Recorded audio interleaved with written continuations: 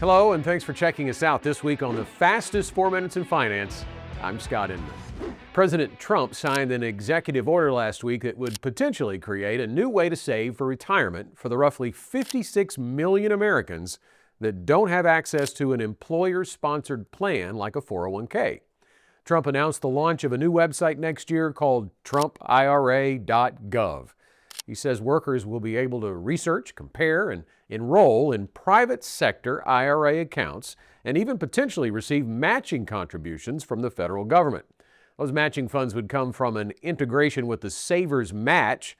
That's a provision from Secure Act 2.0 legislation passed over 4 years ago. It's basically a tax credit given to eligible workers who contribute to a retirement plan. So rather than a tax credit, the Trump IRA plan would match workers 50% of their contribution up to $1,000.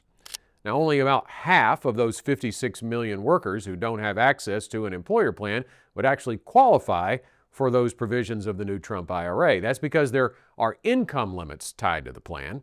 Single tax filers who make up to $20,500 or joint filers who make up to $41,000 are fully eligible, with phase-outs in place up to $35,500 for singles and $71,000 for joint filers. So basically, this is an option available to low-income workers. Now, the president touted that young workers who save regularly would be able to have $465,000 in these accounts by the time they're 65, and he said they would be rich.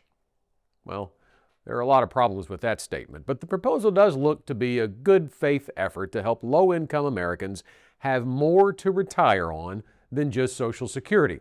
But as always, we're not big believers that the government will help you create financial independence. Social Security faces a crisis of its own that needs legislative action.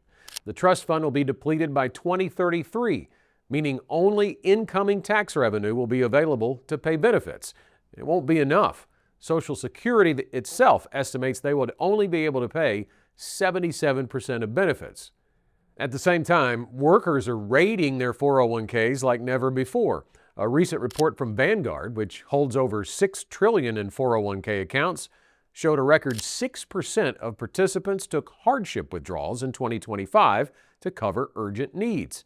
Now, some of this is certainly due to legitimate economic hardships, but Secure Act 2.0 also made it easier to take a penalty-free withdrawal, allowing employers to accept employee self-certification.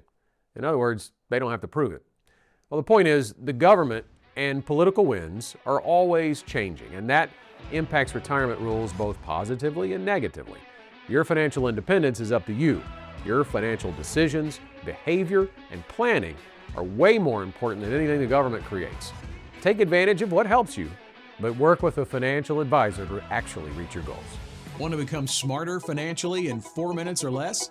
Sign up at fastest4.com to get insights and updates like this delivered to your inbox weekly.